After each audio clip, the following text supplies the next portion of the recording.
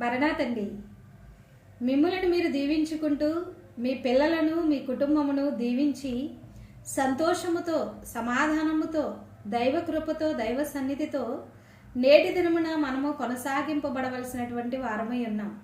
దేవుడి యొక్క వాక్యమును ధ్యానం చేసుకుందాము. పేతురు రాసినటువంటి మొదటి పత్రిక 5వ అధ్యాయము 7వ వచనము. ఆయన మిమ్మును గూర్చి చింతించుచున్నాడు గనుక మీ చింత యావత్తు ఆయన మీద వెయ్యుడి. పరిశుద్ధాత్మ దేవుడు పేతురు గారి ద్వారా మనందరికీ మానవాళందరికీ చెప్తూ ఉన్నటువంటి మాట ఏమిటి అంటే ఆయన అంటే యేసు క్రీస్తు ప్రభువు మిమ్ములను గూర్చి చింతించుచు ఉన్నాడు. సాధారణంగా ఎవరు గురించి చింతిస్తారు? లోకంలో చూస్తే తల్లిదండ్రులు బిడ్డల కొరకు వారి భవిష్యత్తు కొరకు చింతిస్తారు.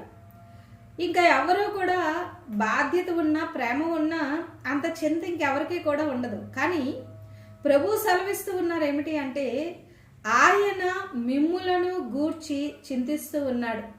ఎంత ప్రేమ యేసుక్రీస్తు ప్రభుల వారికి తల్లి కన్నా తండ్రి కన్నా అన్ని బంధాల కన్నా యేసు క్రీస్తు ప్రభుల వారి యొక్క ప్రేమ గొప్ప ప్రేమ. మన కొరకు సిలువలో ప్రాణం పెట్టినటువంటి ప్రేమ. మీరు ఏ బంధకాలలో ఉన్నారో, ఏ చిక్కుల్లో ఉన్నారో, ఏ సమస్యల్లో ఉన్నారో, ఏ రుణాలలో ఉన్నారో, ఏ వ్యాధులతో ఉన్నారో, ఏ అవమానములతో ఉన్నారో, ఏ నిందలతో ఉన్నారో, ఏ విధమైనటువంటి బంధకాలలో ఉన్నారో, చీకటి శక్తుల చేత బంధింపబడి ఉన్నారో, యేసు క్రీస్తు ప్రభుల వారు మీ కన్నీటిని చూస్తూ ఉన్నారు.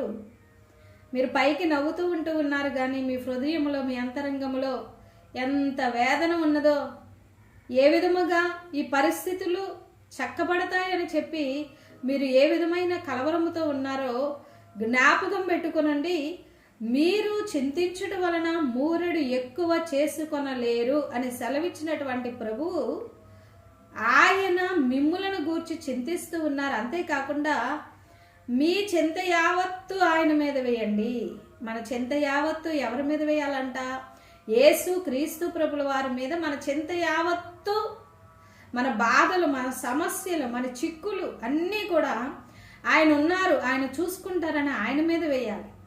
శిష్యులైనటువంటి వారు ధోని మునిగిపోతూ ఉన్నటువంటి సమయంలో ప్రభువా మేము నశించిపోతూ ఉన్నాం, నీకు చింత లేదా అని ప్రభువుని తట్టి లేపినప్పుడు యేసుక్రీస్తు ప్రభుల వారిలో ఉన్నటువంటి అవిశ్వాసమును గద్దించి గాలిని సముద్రమును గద్దించగానే ఆ సముద్రం మీద ఉన్నటువంటి భయంకరమైనటువంటి తుఫాను మిక్కిలి నిమ్మలమైపోయింది. చూసారా?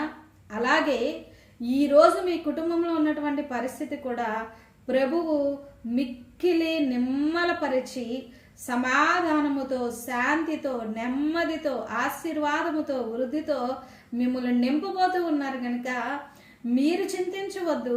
మీ చింత యావత్తు ఆయన మీద వేయండి. ఆయన వైపు చూడండి. మీ అంశము దేవుని సన్నిధిలో ప్రార్థన చేయండి. వాక్యమును ధ్యానం చేసుకునండి. వాగ్దానమును నమ్మండి. రాకడ కొరకు ఎదురు చూడండి. ప్రభు కృప మీకు, మీ బిడ్డలకు, మీ పనులకు తోడయండి. ఆశీర్వదించి మనలందరినీ ఆయన మహిమ రాకడ కొరకు సిద్ధము చేయును గాక. చిన్న ప్రార్థన చేసుకుందాం. దయగలిగిన మా తండ్రి, ప్రేమామయుడైన దేవ, మీ నామమునకు స్తోత్రములు చెల్లిస్తూ ఉన్నాము. పరిశుద్ధుడు అయిన తండ్రి, ఈ మాటలు వింటూ ఉన్నటువంటి మీ పిల్లలైనటువంటి వారందరినీ కూడా మీరే ఆశీర్వదించండి. ప్రార్థనలో ఏకీభవిస్తూ ఉన్న ఒక్కొక్క బిడ్డకు నేటి దినమున కావలసినటువంటి నైన ఆశీర్వాదమును, దీవెనను, వృద్ధిని మీరు అనుగ్రహించండి. మా తండ్రి, మా దేవ, మీరున్నారనేటువంటి ధైర్యము, మీరు చూసుకుంటారనేటువంటి విశ్వాసము, నమ్మకము కలిగి ఉండి మా చింత యావత్తు ఈ సమయంలో, ఇప్పుడే, ఈ క్షణంలోనే మీ మీద వేచి ఉన్నాము తండ్రి. సమస్తమును ప్రభువా మీరు సానుకూలపరిచి ఆశీర్వదించండి. బిడ్డలందరిపైన మీ హస్తం ఉంచండి. అనారోగ్యముగా ఉన్నటువంటి వారిని మీరే ముట్టుకొనండి, బాగు చేయండి. లోకములో నైనా ఉన్నటువంటి సమస్యలన్నీ తీర్చివేయండి. రక్షణ కాపాడుకుని ధన్యత దయచేయండి. ప్రభువా రాకడకు సిద్ధం చేయండి. స్కూల్కు వెళ్తూ ఉన్నటువంటి బిడ్డలకు కాలేజీకి వెళ్తూ ఉన్నటువంటి బిడ్డలకు మీ యొక్క దీవెన కాపుదల దయచేయండి. వృద్ధులకు కావలసిన ఆశీర్వాదము దయచేయండి. గృహాలలో రక్షణ లేని వారికి రక్షణ భాగ్యము దయచేయండి. మా దేవా, ఏ అంశం ప్రార్థిస్తూ ఉన్న అంశము నెరవేర్చండి. ఈరోజు రోజు జరుపుకుంటూ ఉన్న బిడ్డలకు, వివాహ దినము జరుపుకుంటూ ఉన్నటువంటి బిడ్డలకు మీరు తోడయండి. ప్రతి వారిని త్రిత్వదేవ మీరు ఆశీర్వదించి నేటి దినము ఆశీర్వాద దినముగా మీ బిడ్డల జీవితంలో ఉండడానికి సహాయం చేయమని యేసయ్య పరిశుద్ధమైన నామంలో వేడుకుంటూ ఉన్నాము పరమ తండ్రి, ఆమేన్. దివ్యదేవుడు మిమ్మును మీ కుటుంబములను ఆశీర్వదించును గాక. ఆమేన్. అందరికీ మరణాత.